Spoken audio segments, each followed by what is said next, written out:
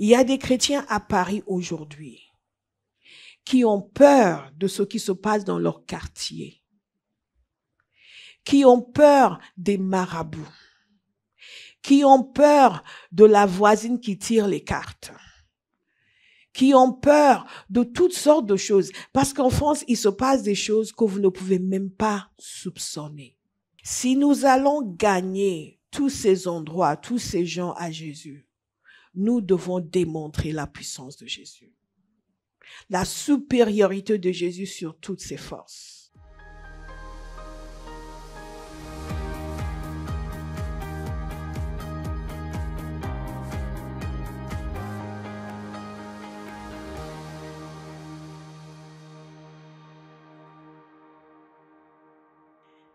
Deux Chroniques chapitre 7, verset 14. Nous continuons et j'espère, oh non, pas cette semaine, peut-être la semaine prochaine. Alléluia. Notre série sur la prière pour le réveil. Et toutes les dimensions de la prière pour le réveil qui s'appliquent à la prière tout court. Et ceci est extrêmement important. Parce que Dieu agit merveilleusement sur la terre, mais il agit merveilleusement à travers son peuple. Thank you, Holy Spirit. Oof, isn't that good? Thank you, Lord. J'entends ce chant qui dit « Dieu va faire encore. Dieu va faire encore. Alléluia.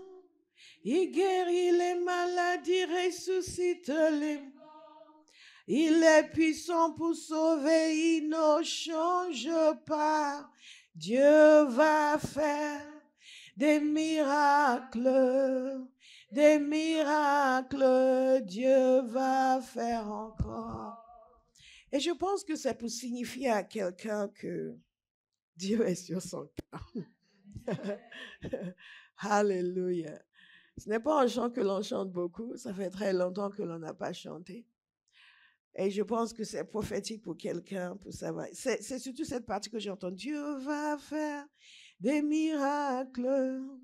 Des miracles, Dieu va faire encore. Dieu va faire des miracles. Des miracles, Dieu va faire encore. Recevez cette parole pour vous. Dieu va faire des miracles.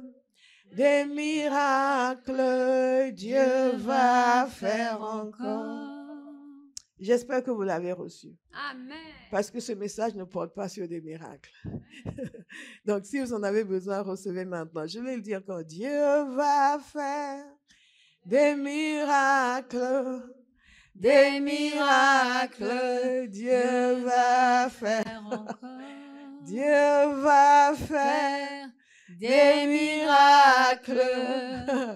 Des miracles, Dieu va faire encore. Dieu va faire des miracles, des miracles, Dieu va faire encore. Père, je te remercie pour cette intervention divine que tu opères dans cette vie maintenant et pour tout ce que tu es en train de changer. Si vous n'avez pas dit Amen, surtout ne venez pas me voir à la fin du culte, me dire c'était pour moi, priez pour moi.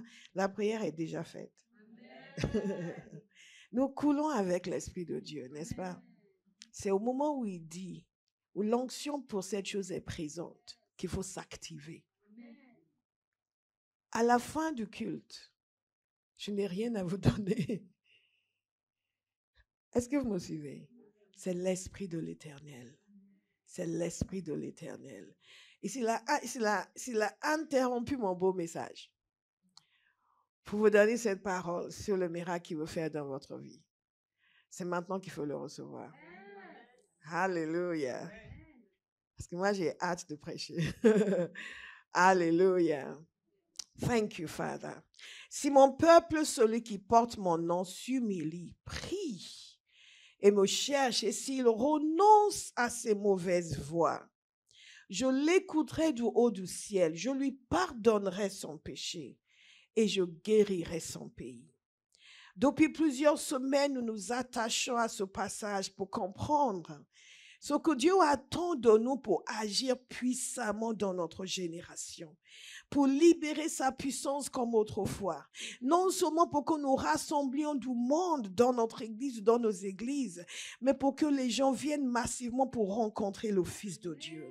Que leur vie soit transformée, que leurs yeux soient ouverts, que la révélation de Jésus pénètre les cœurs et que les péchés puissent être pardonnés et qu'il fasse naître pour lui un peuple qui l'honore.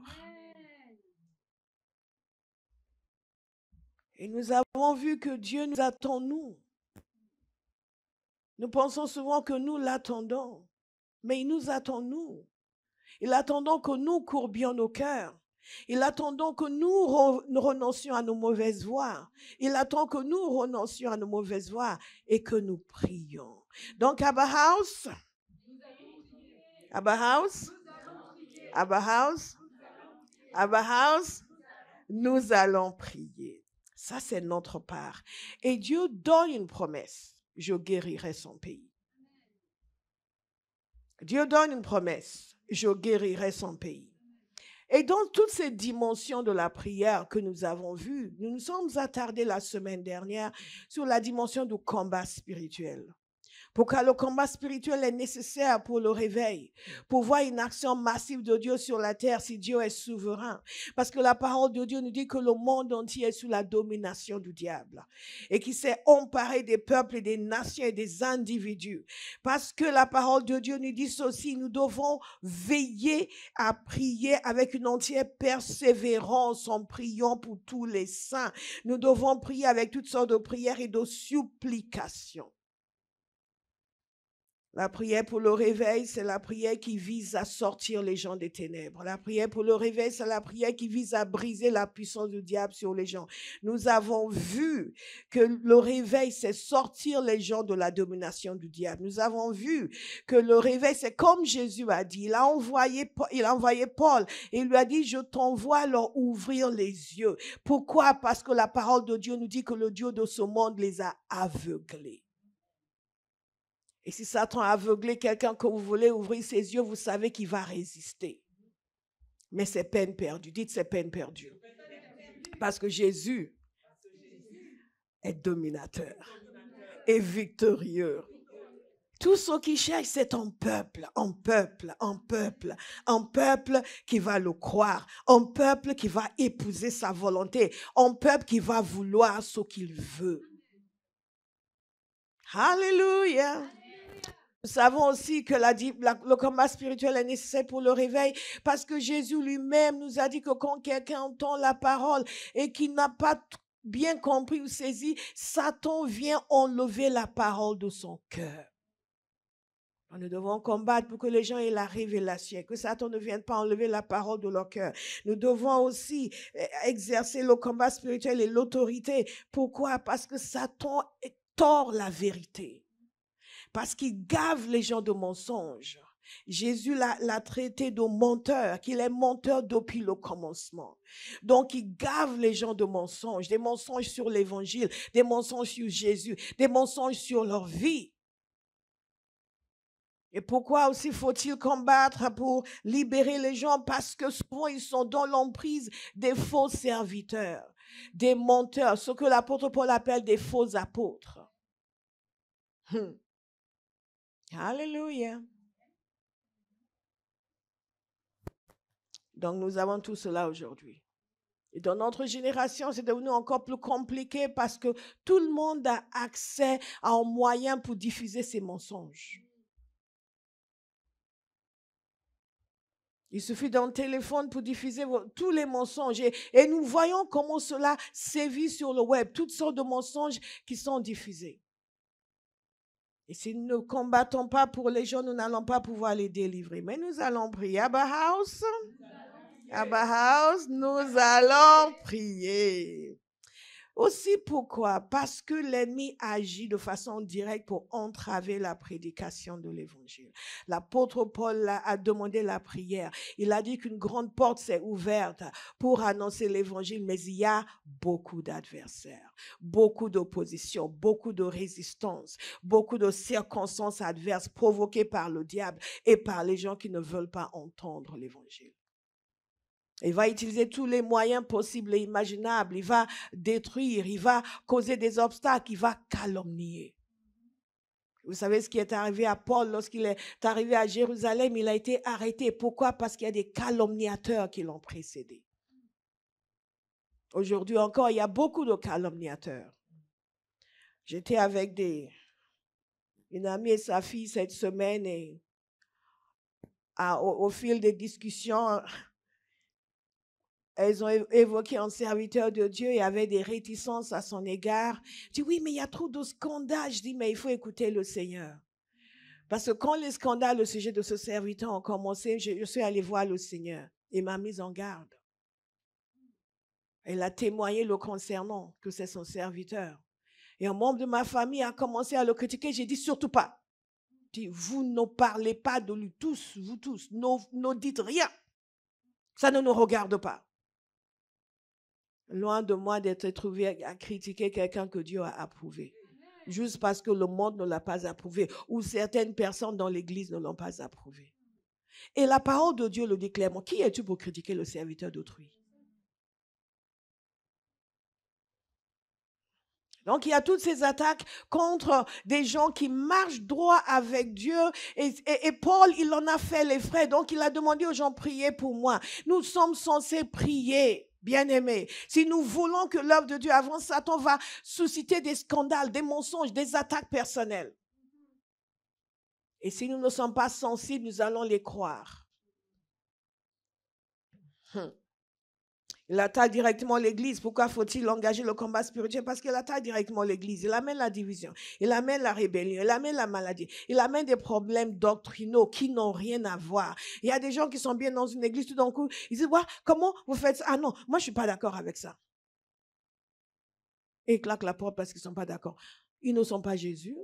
Jésus n'a pas dit que ce n'est pas bon, mais eux ont estimé qu'ils ne sont pas d'accord. Et donc, toutes ces divisions, tous ces problèmes empêchent à l'Église de jouer son rôle pour gagner des âmes. Donc, il faut engager le combat spirituel. Comment est-ce que nous engageons le combat spirituel? Faites-en tout temps par l'Esprit toutes sortes de prières et de supplications. Éphésiens 6, verset 18. Veillez à cela avec une entière persévérance et en priant pour tous les saints. Nous avons parlé de la persévérance. La persévérance qui veut dire continuer. Il faut continuer. Dites à quelqu'un, tu dois continuer. Continuer. Nous ne faisons pas que commencer, nous devons continuer. Il faut continuer. Alléluia. Il faut continuer.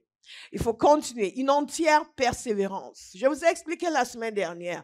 Comment est-ce que nous prions? Nous prions pour des individus, à commencer par nous-mêmes. Et la prière de consécration, je soumets tout mon être à Dieu. Rien en moi ne doit appartenir au diable. Rien en moi ne doit attirer les ténèbres. Rien en moi ne doit me rendre vulnérable aux forces des ténèbres. Tout en moi doit honorer Jésus. Tout en moi explose en louange. Je vis pour servir ta majesté.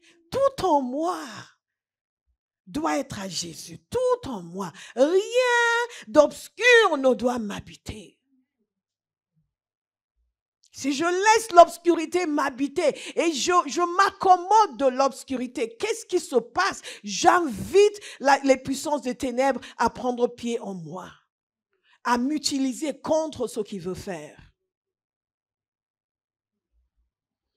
Nous prions pour nous-mêmes. Nous prions pour que nous soyons dégagés des pièges de l'ennemi. Nous prions pour que toute la volonté de Dieu devienne quelque chose d'appétissant pour nous.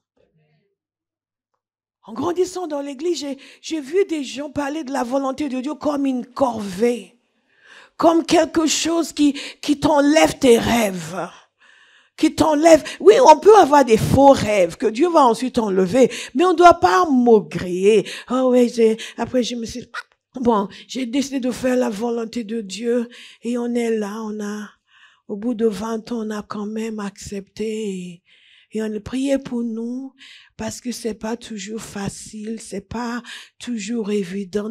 Nonsense! La volonté de Dieu doit nous être agréable. Oui, nous sommes charnels, donc quand il vient, on est là, je ne veux pas. Mais il y a un moment donné où Dieu doit nous dompter. Alléluia. Il doit nous dompter. Et il doit nous façonner à l'intérieur. Et c'est pour ça qu'on fait des prières de consécration. Il vous travaille au point où ce que vous ne vouliez pas devient votre désir le plus cher. C'est pour ça que peu importe l'état des gens, j'ai confiance dans l'Esprit de l'Éternel pour les transformer. C'est à eux de choisir de coopérer. Parce que nous étions tous loin du compte. Je sais qu'il y a des gens qui parlent comme si, à la mamelle déjà, ils rêvaient de servir Dieu, de gagner les nations. Pour nous autres, ce n'était pas du tout ça. Loin, loin, loin de notre imagination la plus sauvage. Mais Jésus est venu. Et le Saint-Esprit a travaillé nos cœurs. Dieu va travailler votre cœur. Que l'Éternel ait miséricorde de vous. Qui vous façonne. Au point où sa volonté devient votre plaisir. Amen. Alléluia. Qu'il ne soit trouvé aucun enfant de Abba House qui prend une tête de martyr. Oui, donc on a décidé de faire la volonté de Dieu. C'est pas évident. Non. Il faut être idiot pour parler comme ça. La volonté de Dieu, c'est ce qui sécurise votre vie. C'est ce qui garantit la réussite de votre existence. Et quand vous avez décidé de faire la volonté de Dieu, demandez-lui la joie dans cela. Je vous ai souvent dit que l'année la plus malheureuse de ma vie, c'était l'année où Dieu me travaillait par rapport au ministère. J'étais malheureuse. De janvier jusqu'à décembre et après encore. Beaucoup plus malheureuse que l'année où mon père est décédé. Pour que vous compreniez à quel point la résistance était grande. Mais ce Dieu qui nous change, il ne change pas uniquement nos projets, il change nos cœurs. Si vous voulez que Dieu vous utilise dans le réveil, vous allez le laisser changer votre cœur. Ne venez pas nous fatiguer avec « j'ai pas trop envie, mais je vais le faire ». Sit down. Allez prendre du temps dans la présence de Dieu. Dites à quelqu'un, change tes envies, change tes envies, change tes envies, change tes envies. Quelqu'un me dit, non, en fait, vous savez, pasteur, j'ai pas trop envie de prier. Get over yourself. Tu n'as pas trop envie de prier, donc, mais tu pries quand même. Parce que tu sais que cette absence d'envie est la démonstration de la domination du diable dans ta vie. Ouh, yes. Dieu est agréable, hein? Et sa présence est agréable. Et quand je commençais à apprendre à prier, c'était logique pour moi. Je dis, Père, si tu es tel que ta parole dit que tu es, ta présence doit être quelque chose d'agréable. Et si je n'ai pas envie de prier, I have a problem. C'est moi qui ai un problème. Et si je ne peux pas rester des heures et des heures dans la présence, j'ai un problème. Alors aide-moi. Mais il y a beaucoup de gens qui vont faire, oui, mais quand même, pourquoi on peut demander aux gens que c'est pas tout le monde qui... Non. Vous avez déjà vu une fille qui est amoureuse, qui ne veut pas passer toute sa journée avec son bien-aimé? Vous en avez déjà vu une? Si vous en voyez une, vous diriez, mais est-ce que tu es sûr que tu l'aimes? Jésus est notre bien-aimé. Nous prions pour les prières pour des individus, pour nous-mêmes. Nous prions pour les gens qui ne sont pas convertis. Nous prions pour que leurs yeux s'ouvrent. Jésus a dit, je t'envoie leur ouvrir les yeux. Que leurs yeux s'ouvrent pour qu'ils prennent conscience de qui est Jésus.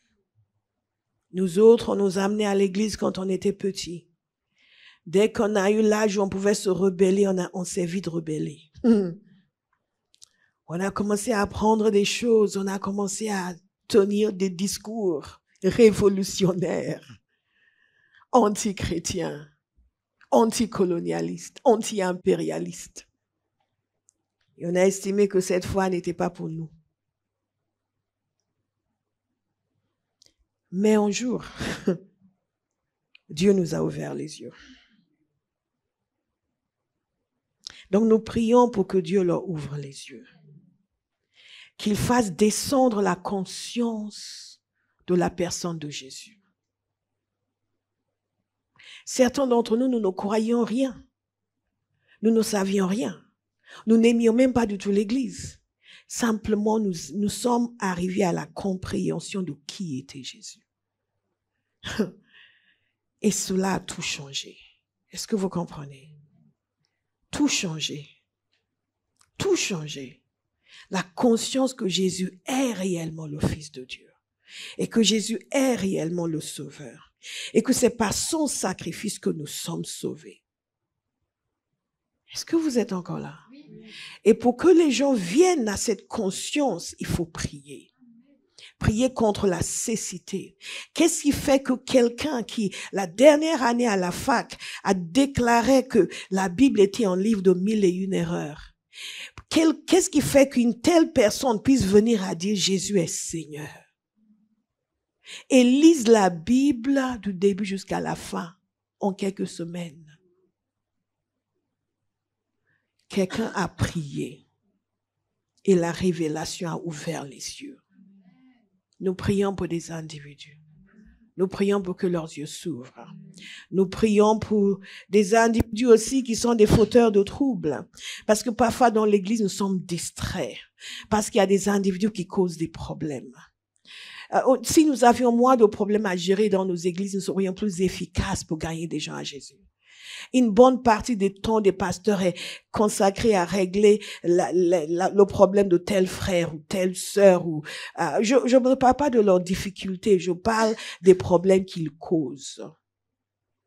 Parce qu'ils ne sont pas d'accord avec ceci, et ils ne sont pas d'accord avec cela, et ils ne sont pas d'accord. Et l'énergie que l'on déploie à gérer la rébellion, la réticence, à servir, la résistance, à coopérer avec la volonté de Dieu.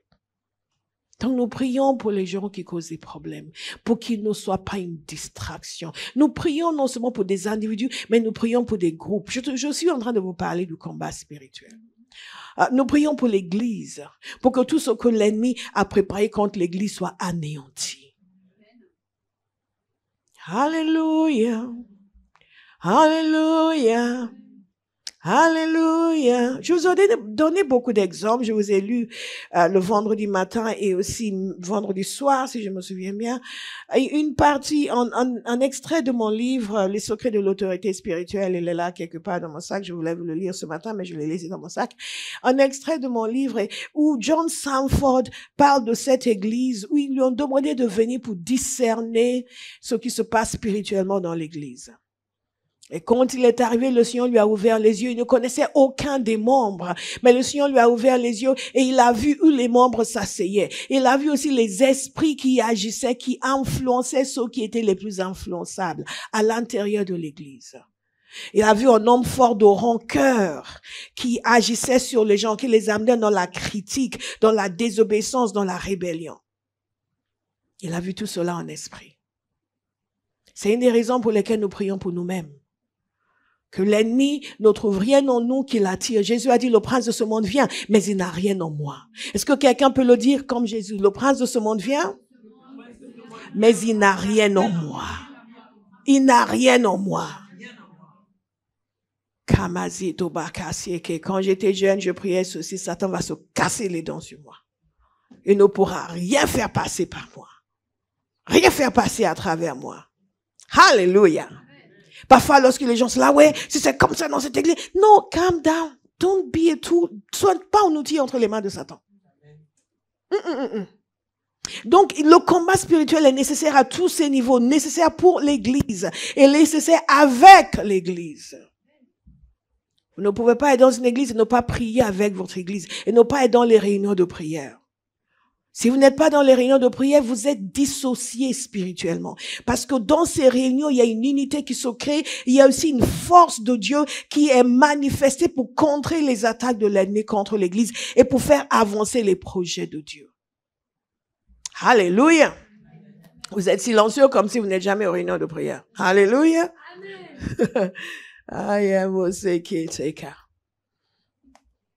Je vous ai raconté beaucoup d'histoires dans cette série d'histoires de réveil sur tous les continents. Et je vous ai exprimé, n'est-ce pas David? Et je vous ai expliqué que si je vous raconte ces histoires, ce n'est pas pour vous divertir. Je vous ai cité Charles Spurgeon. Spurgeon qui disait que le temps viendra où les prédicateurs ne vont plus prêcher à des brebis, mais vont divertir les chèvres. Donc, je vous ai mis en garde pour vous dire que je ne vous raconte pas ces histoires pour vous divertir, parce que je ne vous considère pas comme des chèvres. Vous êtes des brebis. Et si je vous raconte ces histoires, c'est pour que vous compreniez ce que Dieu a fait par le passé. Parce que s'il l'a fait par le passé, il le fera aujourd'hui. Dites, il le fera aujourd'hui. Il le fera aujourd'hui. Dites-le avec un peu plus de conviction. Un peu plus de conviction. Un peu plus de conviction. Il le fera à Abba House. Il le fera à travers Abba House. Alléluia. Parce que notre objectif, ce n'est pas de vous réunir pour vous faire plaisir. Vous faire plaisir n'est vraiment pas du tout dans le programme. Si vous ne le savez pas, vous le savez aujourd'hui. Notre objectif, c'est d'honorer le Père. En amenant notre génération au pied de la croix. Et pour ce faire, il faut que nous sachions ce qu'il a fait par le passé quand il a trouvé des gens qui voulaient faire de même. Alléluia.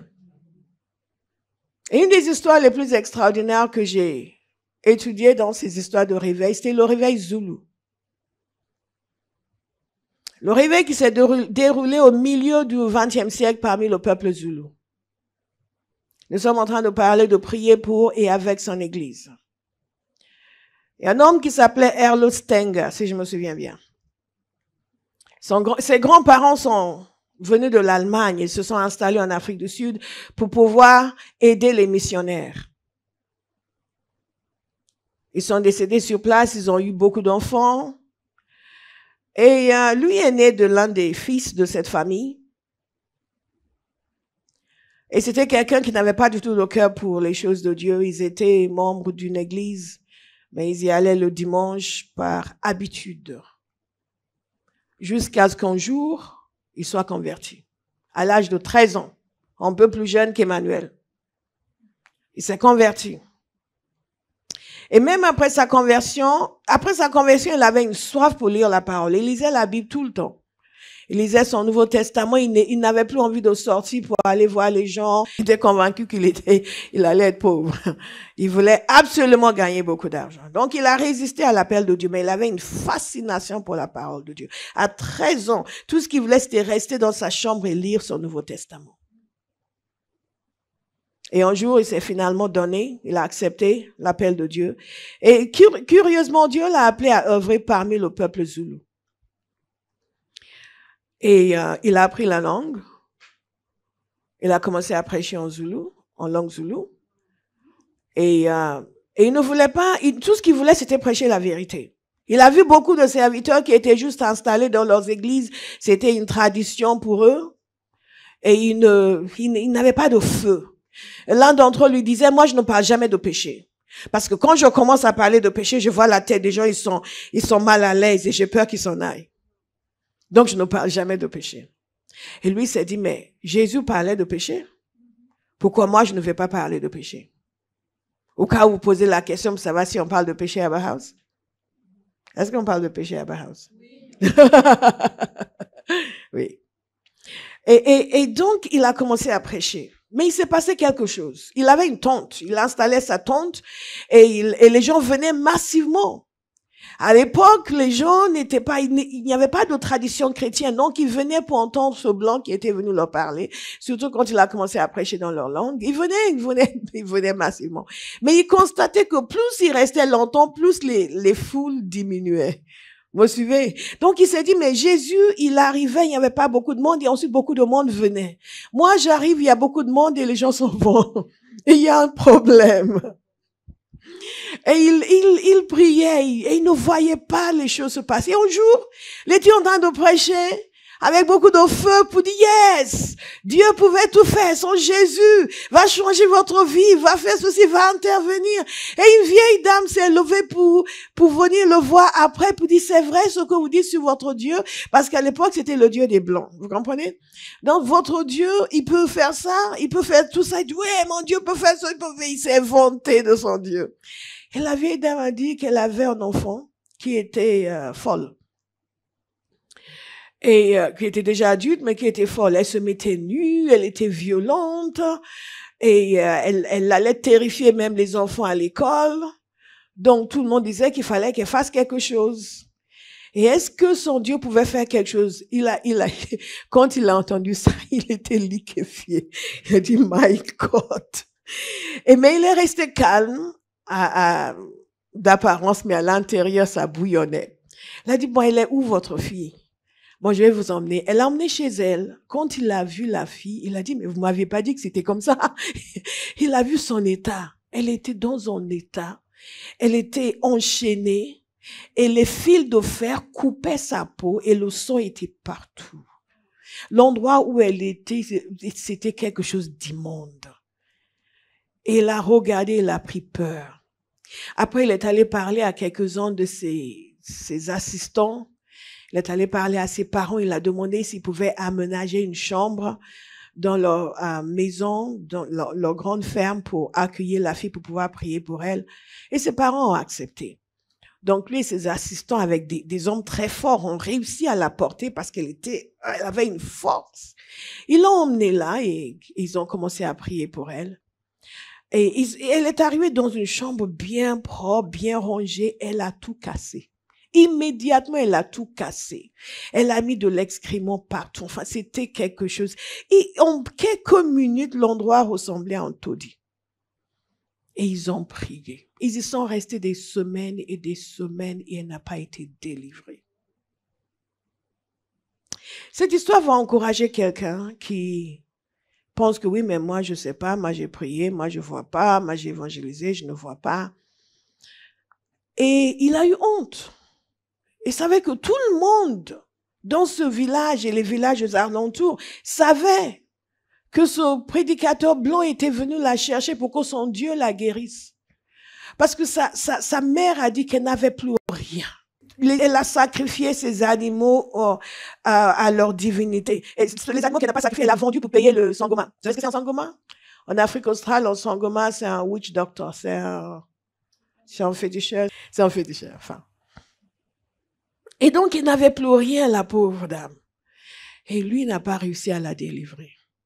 Donc, la honte dans le cœur, il a ramené la fille à sa mère. Et il a commencé à relativiser la Bible.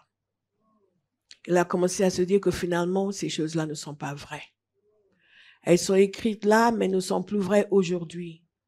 Tous ces actes de puissance, ces miracles. Il y a des gens qui pensent comme ça aujourd'hui. Et ces changements de vie, ce n'était plus vrai. Il continuait à prêcher parce qu'il savait qu'il s'était engagé, mais de plus en plus, il avait envie d'arrêter. Parce que ses frères, eux, s'étaient engagés dans les affaires, ils étaient devenus très riches. Il a commencé à les regarder pour dire, c'est ce que j'aurais dû faire. 12 ans, il a passé dans l'œuvre missionnaire. Ce qu'il constatait, c'est que les gens venaient, disaient qu'ils donnaient leur vie à Jésus, mais leur vie ne changeait pas. Que ceux qui se disaient chrétiens vivaient comme les gens du monde. Est-ce que ce n'est pas ce que nous voyons aujourd'hui? Que les jeunes hommes qui venaient, qui disaient qu'ils donnaient leur vie à Jésus, continuaient à regarder la pornographie, continuaient à fumer, continuaient à s'habiller comme les gens du monde, ou les jeunes comme... Il n'y avait pas de différence. Et donc, ils se disaient que, bon, finalement, Dieu n'agit plus aujourd'hui comme il faisait autrefois. Mais un jour, Dieu a commencé à le travailler. Il s'est rappelé le fait qu'il avait dit qu'il ne prêchait que la vérité. Il avait une petite église et ils ont trouvé une sorte d'étable. Ils ont décidé de prier et d'explorer le livre des Actes, de se poser la question de savoir si ces choses étaient vraies et si Dieu agissait encore aujourd'hui. Remarquez, elle a dit, si mon peuple, sur qui est invoqué mon nom, s'humilie, prie, se détourne de ses mauvaises voies. Vous avez compris? Et ce peuple a décidé de s'humilier, de prier, de se détourner de ses mauvaises voies, de chercher la face de Dieu.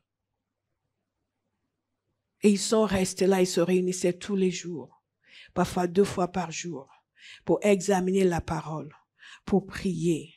Et petit à petit, Dieu a commencé à changer leur cœur.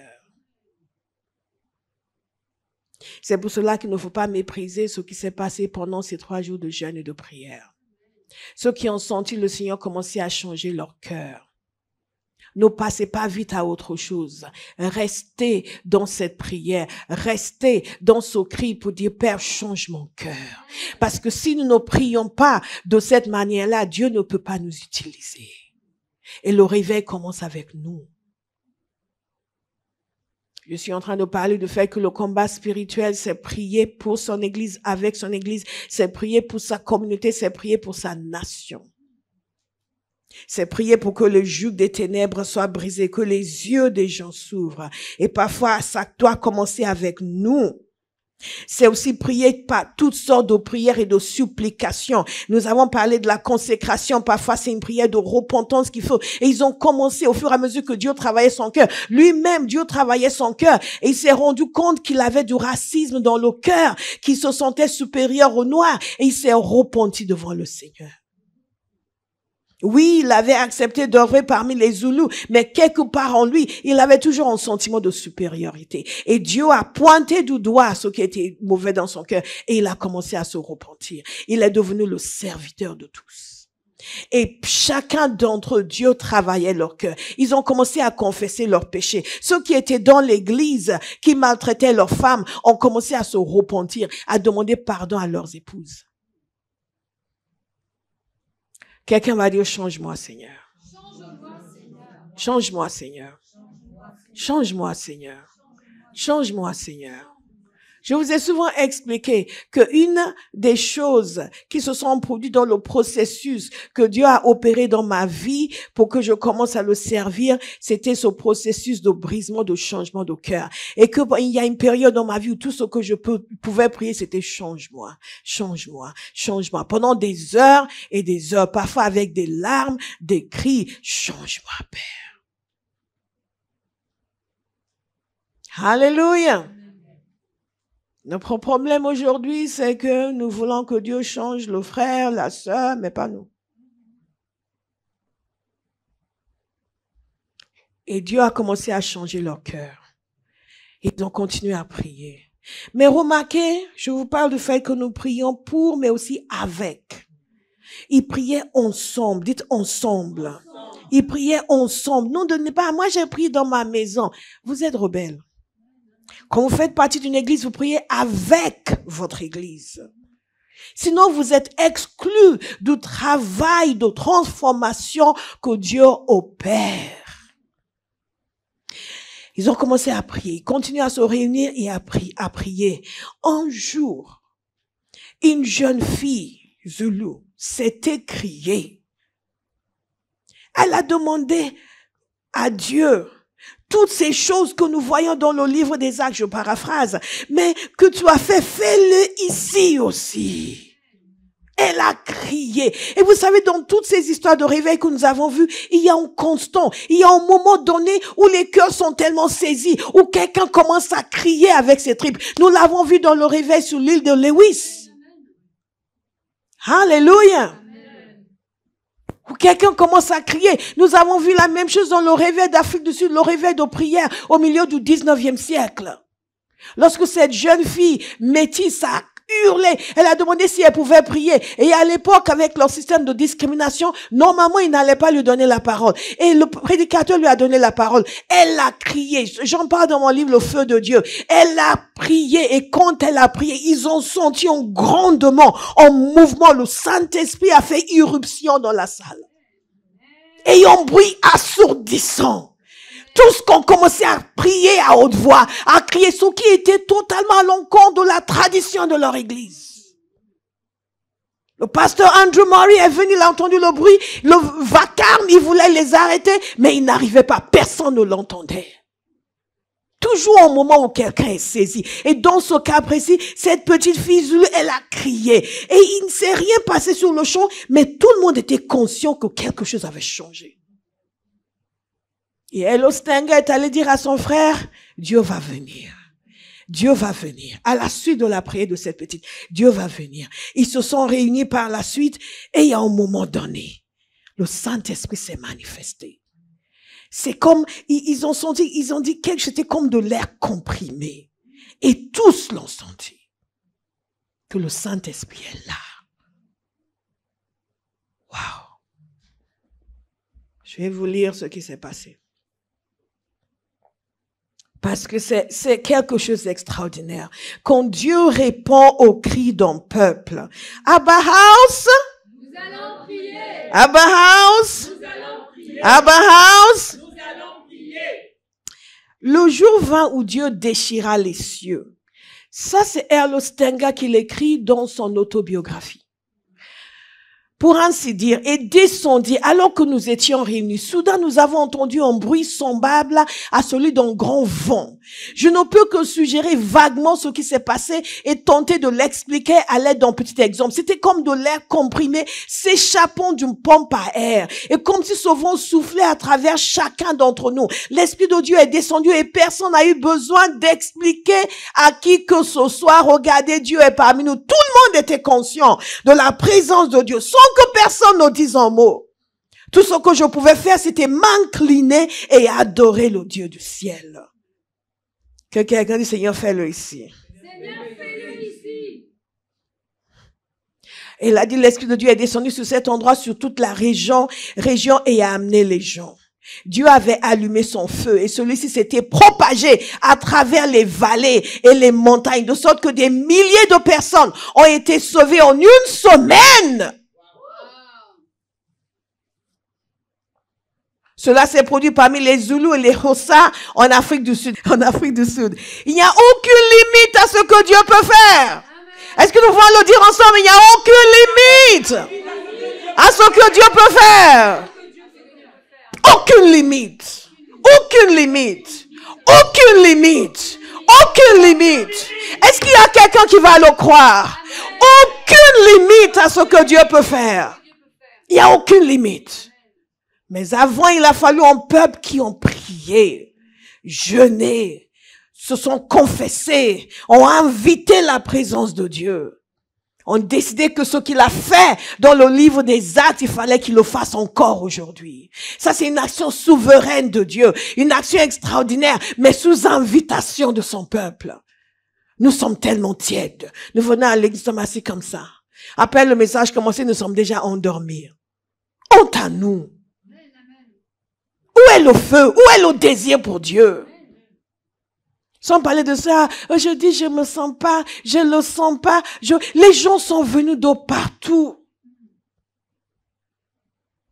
Si j'arrive au dernier point, je vais vous dire la dimension du combat spirituel. Ce que je suis en train de vous dire, c'est que lorsque le peuple de Dieu prie ensemble, et combat ensemble, et cherche la face de Dieu ensemble, et renonce à ses mauvaises voies, Dieu répond.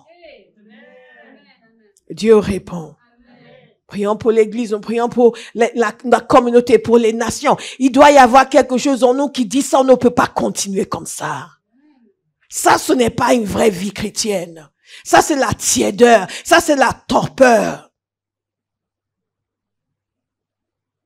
Que Dieu se manifeste. Que ma génération le voie. Que les gens soient convaincus de péché. Aujourd'hui, dans l'église, vous parlez avec un jeune homme, il est fier de vous dire qu'il a une copine et ils ont des relations, ils ne sont pas mariés. Et pasteur, vous vous attendiez à quoi? On est jeune. Je le regarde, je me dis, are you alright? Are you saved?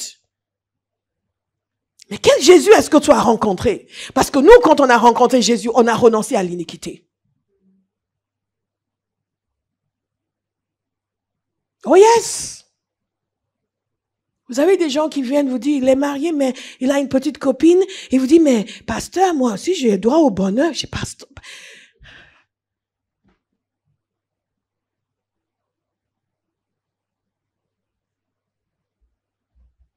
Apôtre Paul parlait aux Corinthiens, il leur parle des péchés qui ne doivent même pas être nommés parmi eux. Mais ils en sont fiers. C'est la génération que nous sommes. Nous en sommes fiers. Et les serviteurs de Dieu n'osent même rien dire parce qu'ils savent qu'il n'y a pas de puissance. Et qu'ils ne seront pas touchés. Ils vont juste déménager. Ils vont juste chercher un serviteur qui va leur dire, il n'y a pas de problème. Dieu est miséricordieux, on est sous la grâce. Et vous allez vous retrouver en enfer ensemble aussi. Parfois, les gens viennent ici pour dire, pasteur, vous savez, voilà comment on est, du genre, c'est comme ça qu'on vit, vous acceptez ou n'acceptez pas? Je leur dis, vous savez, la porte est là-bas. Je ne serai participant du péché de personne. Non, nous venons à Christ et nous changeons. Dites à quelqu'un, je change, je change. Je change, je change.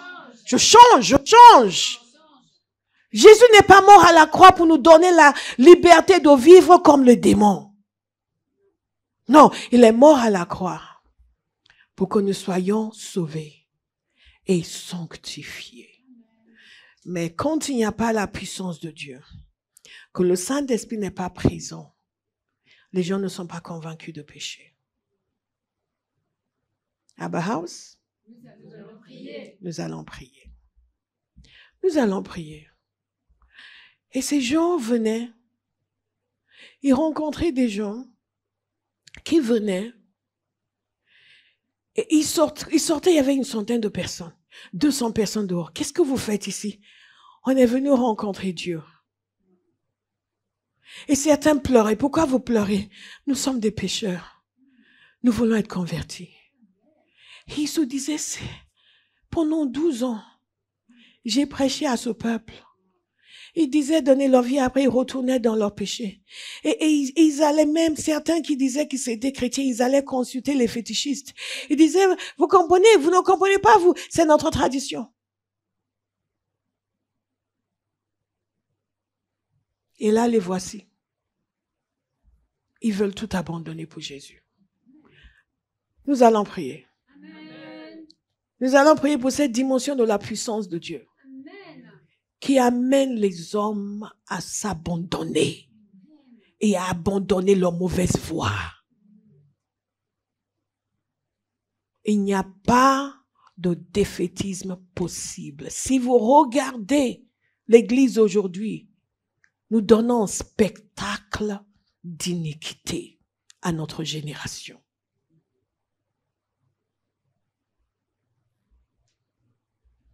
Et bien aimé, le standard de Jésus n'a pas changé. Le standard de l'Église a peut-être changé, mais le standard de Jésus n'a pas changé. Et la vraie joie de la vie chrétienne se trouve dans la soumission à Jésus, dans l'amour pour Jésus, dans l'obéissance. Je dis toujours aux chrétiens, ne soyez pas victimes d'un serviteur qui construit son royaume, qui vous caresse dans le sens du poil pour que vous puissiez venir remplir son église et qui se sentent fiers alors que vous êtes destination enfer. Mais on vous cajole, on vous caresse dans le sens du poil pour obtenir votre faveur. Parce que nous bâtissons notre royaume. Mais quand on bâtit le royaume de Jésus, on prêche la vérité. Pour que les hommes soient sauvés. Et il a commencé à prêcher la vérité. Et ils ont vu le salut.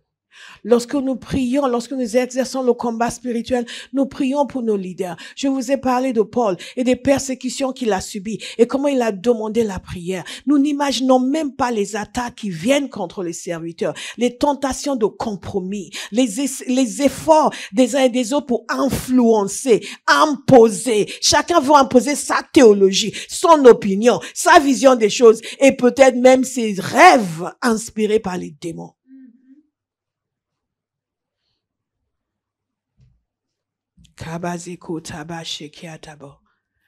Nous prions pour nos leaders présents, mais nous prions aussi pour les leaders futurs. Nous exerçons le combat en leur faveur. Nous prions pour que toute tentative du diable de les opprimer et les mettre hors jeu soit anéantie. Pourquoi? Parce qu'il y a des gens parmi vous aujourd'hui que Dieu va utiliser puissamment dans le réveil à venir en France. Mais vous êtes encore en train de vous dépatouiller avec toutes sortes de choses, le doute, l'insécurité, l'incertitude, parfois le péché.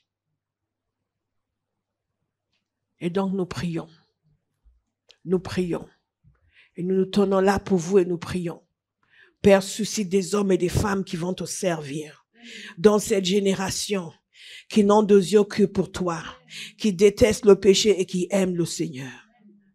Dites Amen. Amen. Je parle de vous. Amen. Alléluia. Amen. Alléluia. Amen. Où qu'il soit, Père, Visite les de jour comme de nuit. Ne leur donne pas le repos.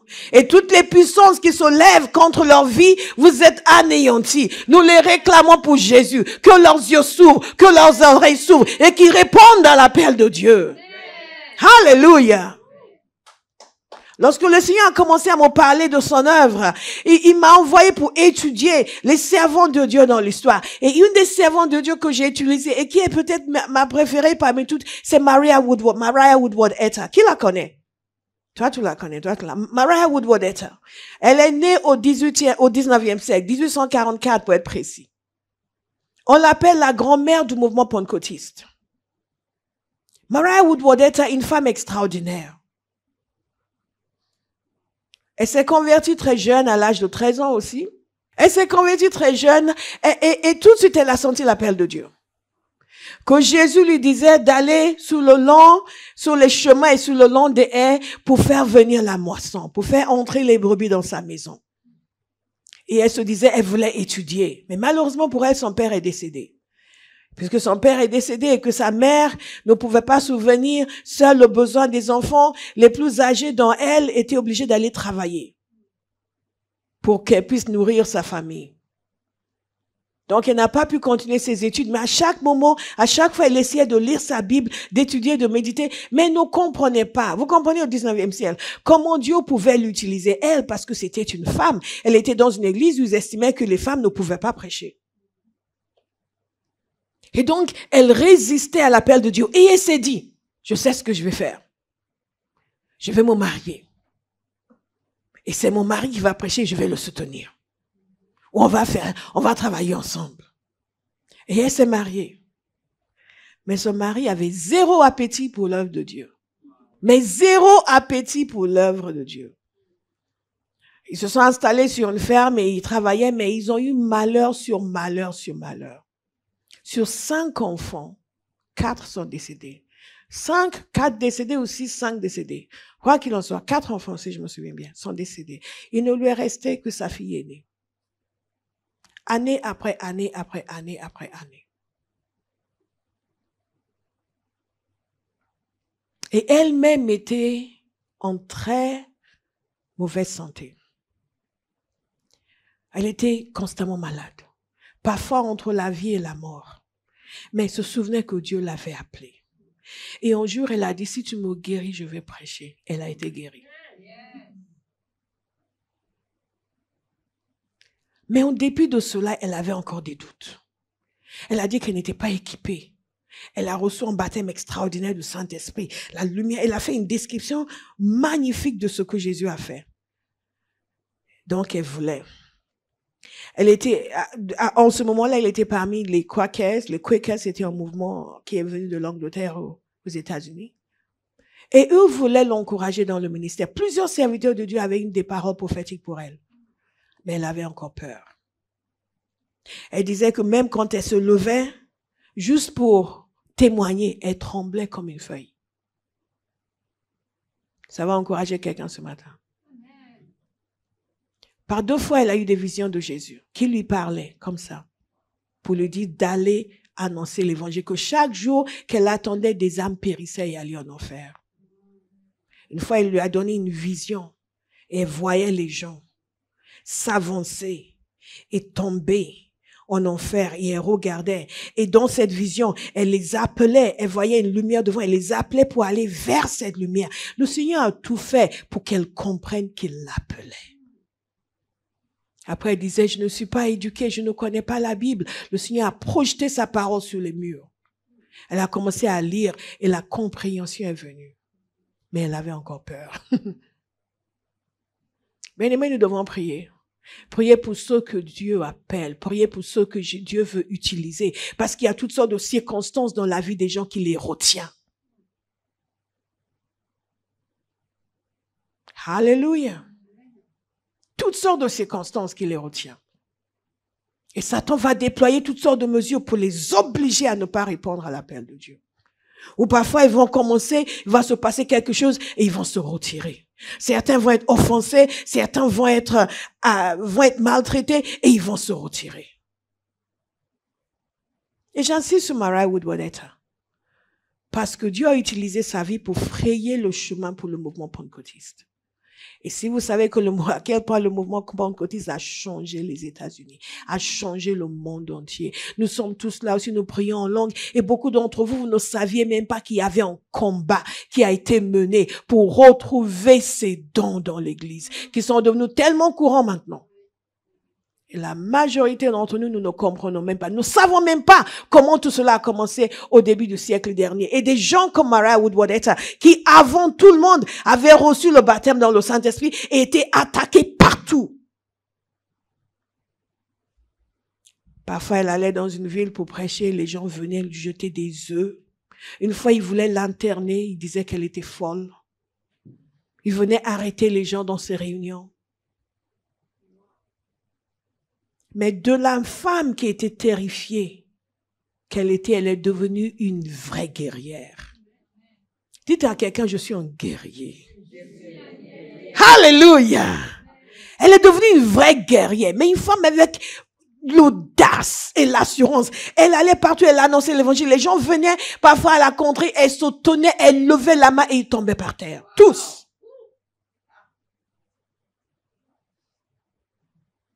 Elle est devenue comme un bulldozer. Nous devons prier pour ceux que Dieu va utiliser dans cette génération, qui sont encore cachés, qui sont encore enfuis. Briser la puissance du diable sur leur vie. Tout ce qui met en place pour les retourner, nous brisons au nom de Jésus. Alléluia. Si nous ne sommes pas conscients de l'œuvre de Dieu, de ce qui est sur le cœur de Jésus, nous allons gaspiller notre temps à prier pour le voisin qui ne nous aime pas, pour qu'il nous sourie tous les matins quand on passe, parce que quand il ne nous sourit pas, ça nous déprime. Dis Seigneur, je comprends pourquoi j'ai raté mon bus, la vie est trop dure, maintenant je dois marcher.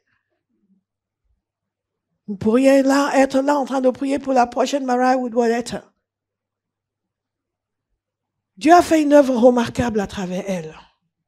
De ville en ville, de ville en ville, elle amenait sa tente, les gens venaient massivement des villes entières, voyaient un pourcentage élevé de la ville convertie à son passage. Et Dieu, le Saint-Esprit a commencé à se manifester bruyamment dans ces réunions. Les gens tombaient en transe et avaient des visions du ciel. Les gens se relevaient et commençaient à confesser leurs péchés et à pleurer. Une fois, ils l'ont traîné en justice, ils l'ont accusé d'exercer la médecine sans permis. Parce que les gens étaient guéris dans ces réunions. Elle a été acquittée. Mais il a fallu prier. Et les gens l'ont soutenue au début quand les églises qui croyaient en elle l'ont soutenue au début quand elles ne croyaient pas en elles-mêmes. Nous ne pouvons pas être focalisés sur nous-mêmes. Nos vies, nos circonstances. Nous allons prier. Abba House? Abba House? Nous prions pour nos communautés. Nous exerçons la puissance de Dieu contre tout ce qui nous retient. La parole de Dieu nous dit de prier de faire toutes sortes de prières, toutes sortes de requêtes, sous la conduite du Saint-Esprit. Quand vous faites toutes sortes de requêtes, toutes sortes de prières, vous savez ce qui va se passer? Vous allez être fort. Vous allez être costaud. À l'intérieur de vous, votre esprit va dominer sur votre chair. Et vous allez pouvoir discerner. Parce que s'il y a une chose qui est nécessaire dans le réveil, c'est de pouvoir discerner. Parce qu'au milieu de tout ce que Dieu fait, l'ennemi va aussi vouloir faire quelque chose. Jonathan Edwards disait dans le premier grand réveil qu'ils ont eu au milieu du 18e siècle, les gens étaient convertis, les gens pleuraient pour leurs péchés, mais après Satan est venu pour amener la condamnation. Au lieu de la conviction de péché, le diable s'est inséré dedans pour amener la condamnation. Après les gens disaient, ah non, même Jésus pouvait pas leur pardonner, mais quand même. Il y a même quelqu'un qui s'était suicidé, qui a refusé d'accepter que Jésus pouvait lui pardonner. Donc nous devons prier et avoir la force de discerner. Et ça, c'est une œuvre des ténèbres. On ne permet pas ça ici.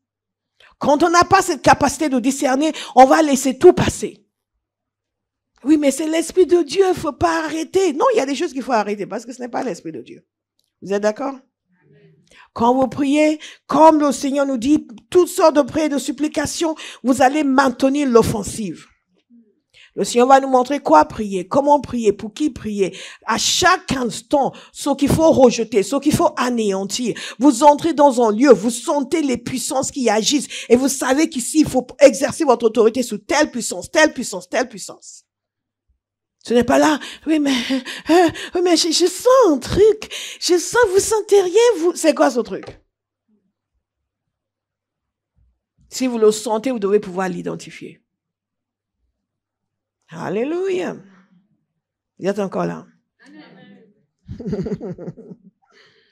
La parole de Dieu nous dit de prier sans cesse. Sans cesse. La semaine dernière, je vous ai parlé de prier la vérité. Dans le combat spirituel, le combat spirituel, c'est une confrontation de vérité. Nous avons l'habitude de dire que c'est une confrontation de puissance, c'est vrai, mais d'abord, c'est une confrontation de vérité.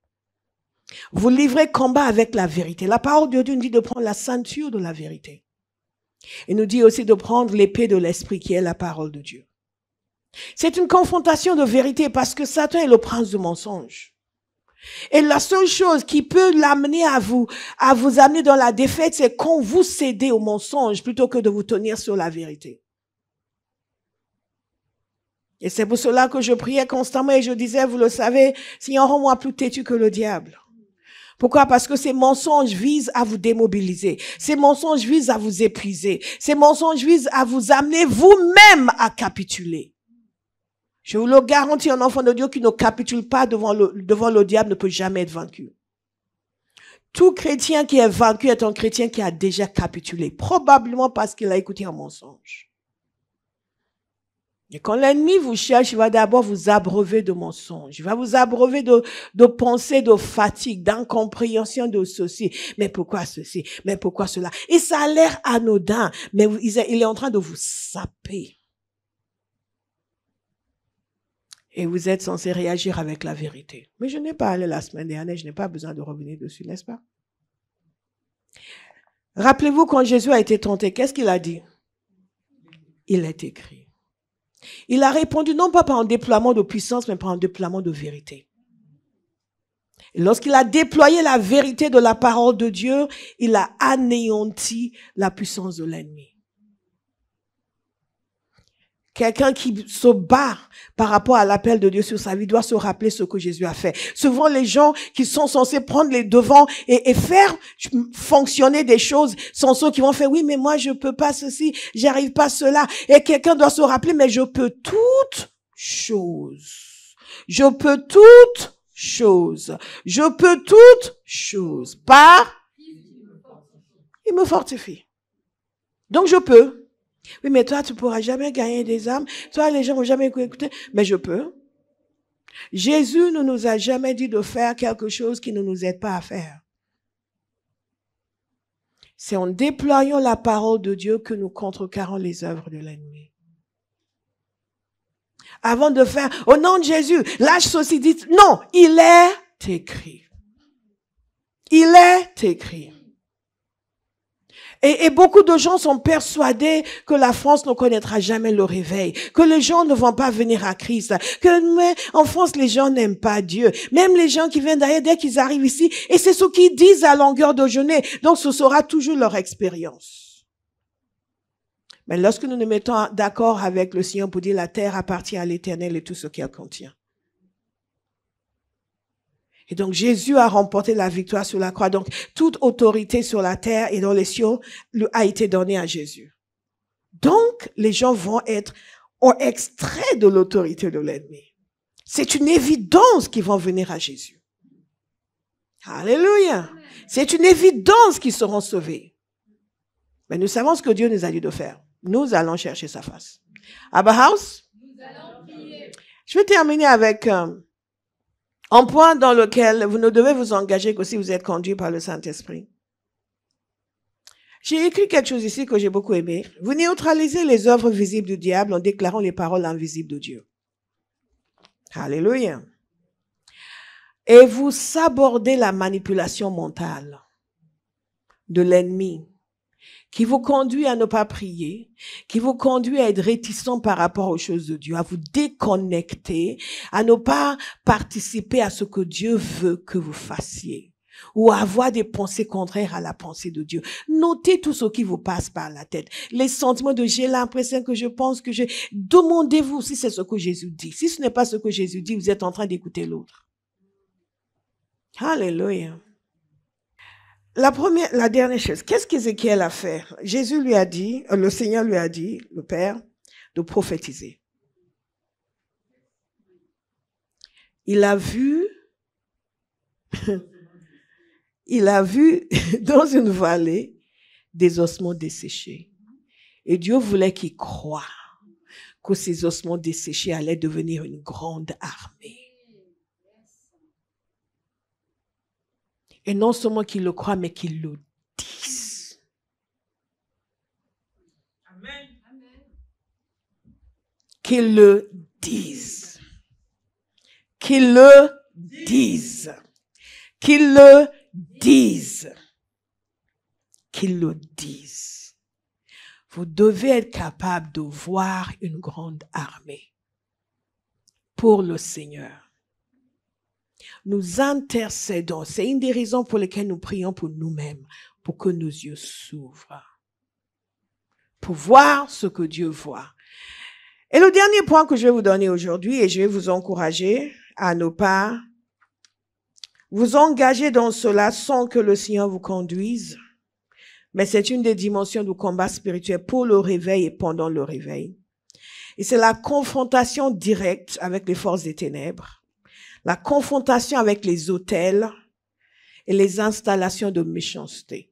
Les installations de méchanceté sont venues un jour pendant que j'étais en train de prier et le Seigneur a ouvert mes yeux et j'ai commencé à décréter la chute des installations of wickedness. Je dis, wow, what is that? Whatever. Et il y a beaucoup de constructions que l'ennemi met en place dans sa ruse pour non seulement amener la méchanceté, mais perpétuer la méchanceté. Il y a des familles où la méchanceté est perpétuée de génération en génération. Et donc vous allez voir des familles où le père est alcoolique, le frère est alcoolique et le fils est alcoolique et il y a des installations de méchanceté qui doivent être démantelées. Alléluia. Une confrontation. Lorsque le réveil a commencé, parmi le peuple Zulu, vous vous souvenez que Elo Stenga, des années auparavant, était découragé parce qu'il n'a pas pu délivrer une jeune fille qui était folle. Et une des premières personnes, sinon la première personne à arriver, parce que le réveil a éclaté au milieu d'eux, dans l'église, vous vous souvenez? Le Saint-Esprit s'est manifesté, les gens ont commencé à venir. Mais la première personne à venir, c'était une sorcière, qui avait une école de sorcière, de formation. Donc ce n'était pas un apprenti. Et elle est venue, elle a demandé, elle a dit, j'ai besoin d'aide, est-ce que votre Dieu peut me délivrer? Il lui a dit, mais, vous êtes venu d'où? Elle a dit d'où elle est venue, mais qui vous a dit de venir? Personne. Mais comment se fait-il que vous soyez venu? Vous êtes juste venu comme ça? Elle a dit oui. Elle dit, mais, et il continue, il ne comprenait pas. Elle a dit, si vous ne pouvez pas m'aider, non, on va prier pour vous. Mais pendant qu'il lui parlait, il s'est souvenu de son échec passé. Et il s'est demandé comment on va faire pour délivrer une sorcière. Elle était connue. Elle, c'était son métier. Et connue de tous. Donc, il s'est retrouvé devant cette sorcière connue et pendant des années, il avait essayé de raisonner les sorciers, de leur dire d'arrêter leurs mauvaises activités, de venir à Jésus, rien à faire. Ils lui ont dit, écoute, nous on a la puissance, toi tu n'as rien. Et tout d'un coup, voici une sorcière qui arrive, qui lui demande de la délivrer. Il a dit, parce que si ton Dieu ne peut pas me délivrer, ses esprits vont me tuer. Donc, ils l'ont dit de venir. Il a appelé ses assistants et ils ne savaient pas quoi faire. Ils ont fait un cercle autour d'elle, ils l'ont mise au milieu et ils ont commencé à chanter sur la puissance de la croix, la victoire de Jésus, le sang de Jésus. Et tout d'un coup, elle a changé d'aspect. Est-ce que vous voulez que je vous lise? Ou ça va vous faire peur? Elle a changé d'aspect. Il en parle dans son autobiographie. Ce qui est intéressant, et ça va encourager quelqu'un aujourd'hui, c'est que lui n'avait pas d'expérience avec ce genre de choses. Il ne savait pas comment faire, n'est-ce pas, Iman? C'est korobobo. Les enfants de Haïti peut-être connaissent ce genre de choses. Donc il a demandé si elle voulait donner son cœur à Jésus. Tout de suite, elle a dit oui. Il a dit, je ne savais pas comment prier pour une sorcière. J'avais déjà essayé une fois. Il a lu dans le livre des Actes que les gens étaient délivrés, mais ça n'avait pas marché pour lui. Donc il a dit, à un moment donné, ils ont commencé à chanter. Alors que nous chantions cet hymne à plusieurs reprises, la femme a soudainement sauté de sa chaise. S'est jetée à quatre pattes et a commencé à se déplacer comme un animal sauvage. Elle ressemblait à un tigre s'apprêtant à bondir sur sa proie. Ses yeux avaient une expression si terrifiante qu'un de nos collègues s'est enfui de la pièce, pris de panique. Je vous dis ceci parce que ce ne sont pas des professionnels de la délivrance. Mais quand on est rempli du Saint-Esprit, les choses changent. Amen. Alléluia. Amen. Nous avons dû le rappeler, le calmer et lui dire que nous n'avions rien à craindre puisque Jésus avait brisé tous les pouvoirs du diable. La femme s'est alors mise à nous parler en anglais. Une langue qu'elle n'avait jamais apprise à l'école. Est-ce que vous comprenez? Et elle-même disait les esprits qu'elle avait parce qu'elle était sorcière, elle les côtoyait. Et un de ces esprits était un esprit qui permettait aux gens de parler des langues différentes. Et à perfection. Et ils ont continué à prier. Et soudain, de nombreux chiens se sont mis à aboyer à l'intérieur d'elle. Au point où le chien du frère du serviteur est venu en courant parce qu'il pensait qu'il y avait des chiens dans la maison. Et à un moment donné, une voix a parlé et cette voix a dit qu'il n'allait pas partir. Il a dit, nous sommes 300 guerriers puissants et nous ne quitterons pas cette personne. Et ils ont dit, vous êtes obligés de partir. Après le bruit des chiens est venu le grognement des porcs de la même personne. Et c'est après que cette voix a parlé de la même personne. Et ils ont continué à chanter. Et à leur dire qu'ils étaient obligés de partir à cause de la victoire de Jésus. Et tout d'un coup, apparemment, les démons ont dit ceci. Écoutez attentivement. Nous connaissons Dieu le Père et même Dieu le Fils. Mais depuis que le Saint-Esprit est venu, nous brûlons. Son feu est trop chaud pour nous.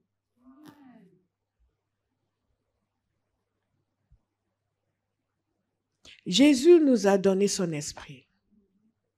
Vous recevrez une puissance. Le Saint-Esprit survenant sur vous. Et vous serez mes témoins. Bien-aimés, nous avons besoin du Saint-Esprit. Il n'était pas effrayé par le Père ni par le Fils, mais avec le Saint-Esprit, le feu les brûlait. Et les 300 sont partis. Et le visage de cette femme a changé complètement. Elle est devenue paisible, tranquille, calme, heureuse. Et à partir de là, qu'est-ce qui s'est passé? D'autres sorciers sont venus.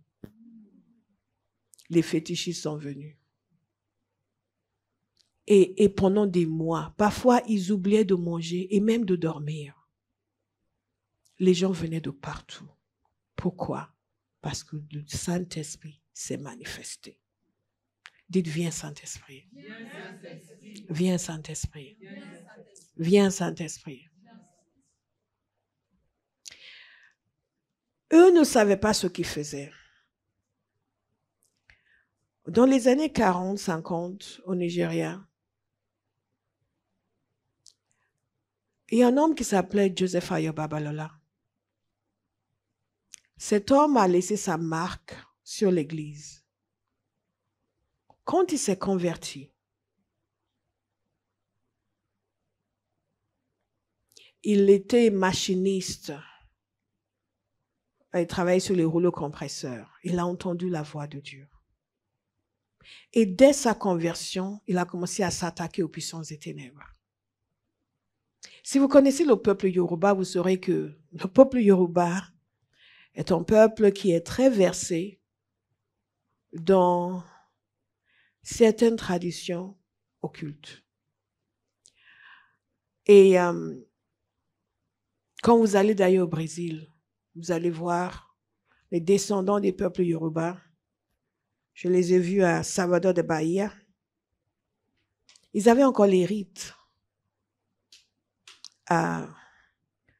du peuple Yoruba. Et quand lui s'est converti, il s'est attaqué de façon frontale à tout ce qui est sorcellerie. Contrairement à Erlo Steingen, lui, il y est allé de façon frontale. Il allait annoncer l'évangile. Il demandait aux gens d'amener tous leurs produits et de les brûler publiquement. Il entrait dans des forêts qui étaient des forêts interdites. Quand nous étions à l'école, il y avait des livres en Yoruba que nous lisions sur des forêts interdites, des esprits dans les forêts. On était terrifiés. On allait se coucher. On regardait s'il n'y avait pas quelque chose. Quand vous lisez des choses étranges, vous vivez des choses étranges. Et je me souviens, quand on était à l'internat, on allait au réfectoire pour manger. Il y avait un arbre. Et cet arbre était réputé contenir des esprits. Et quand on passait à côté, on passait en courant pour ne pas se faire attraper. Après, quand j'ai grandi, et qu'on était devenu athée, je m'étais dit, oh, c'est de la superstition. Faisait peur aux enfants. Mais bien aimé, ce n'est pas de la superstition. Il y a une réalité spirituelle. Et quand Joseph Ayo Babalola s'est converti, il s'est confronté à toutes ces puissances. Il entrait dans ces forêts interdites, les gens étaient persuadés qu'il n'allait pas sortir vivant. Et il commençait à prier, à anéantir les puissances qui y étaient. Et dans chacune de ces forêts, il installait une église. Aujourd'hui, toutes ces choses ressemblent à des mythes parce qu'il y a des gens qui ont fait cette confrontation de puissance. Et c'est avec lui que pour la première fois, les rois traditionnels ont commencé à se convertir. Est-ce que vous me suivez? Parce que tout d'un coup, ils voyaient la puissance de Jésus qui était supérieure à la puissance de leur fétiche. Et le réveil a pris et toutes ces régions ont été embrasées. Parce que quelqu'un a su faire le combat spirituel. Devant le palais d'un des rois, il y avait un arbre. Et il a décidé de couper cet arbre. Et tout le monde disait qu'il allait tomber raide mort à cause des esprits qui habitaient dans cet arbre. Il l'a coupé et rien ne lui est arrivé. Et à cause de cela, beaucoup de gens sont venus et se sont convertis. Nous sommes confrontés à des puissances, mais nous portons la puissance qui est supérieure à toutes les puissances. Il y a des chrétiens à Paris aujourd'hui qui ont peur de ce qui se passe dans leur quartier, qui ont peur des marabouts, qui ont peur de la voisine qui tire les cartes, qui ont peur de toutes sortes de choses. Parce qu'en France, il se passe des choses que vous ne pouvez même pas soupçonner. Il y a des chrétiens qui, au travail, ont fait des compromis pour entrer dans des sociétés secrètes à Paris, en province, pour pouvoir réussir parce qu'ils n'ont pas cru à la puissance de Jésus pour les faire réussir. Si nous allons gagner tous ces endroits, tous ces gens à Jésus, nous devons démontrer la puissance de Jésus, la supériorité de Jésus sur toutes ses forces. Une fois, une collègue, j'étais beaucoup plus jeune, c'était dans cette ville de Paris, j'ai découvert qu'elle était magnétiseuse et que les gens la consultaient quand ils perdaient des choses, quand ils étaient malades, et elle faisait son truc. Et moi, j'ai commencé à leur dire que ce n'était pas bon. Et quelqu'un m'a lancé un défi. J'ai oublié les détails exacts de ce qu'elle avait. Elle dit, mais est-ce que toi, tu peux faire quelque chose pour moi? J'étais obligée d'aller m'agenouiller devant le Seigneur pour reconnaître que je ne pouvais pas. Mais cette magnétiseuse pouvait. Nous ne pouvons pas, quel que soit le lieu où nous sommes, amener un peuple, une nation au pied de la croix sans être confronté aux puissances des ténèbres. Tout le monde a l'air d'être normal. Tout le monde n'est pas normal. Il y a un jeune homme qui est venu une fois.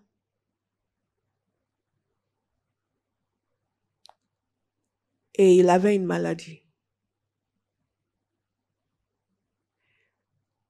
Et sa mère était impliquée dans des choses et guérissait les gens.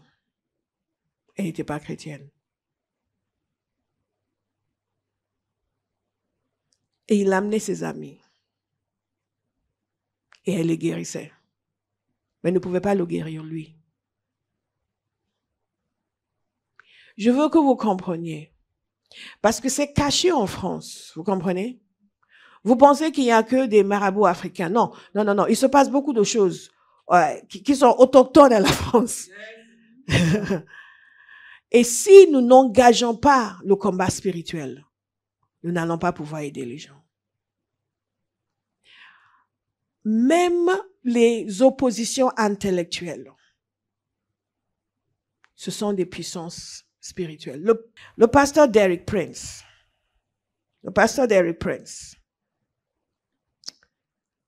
il a fait une délivrance de masse.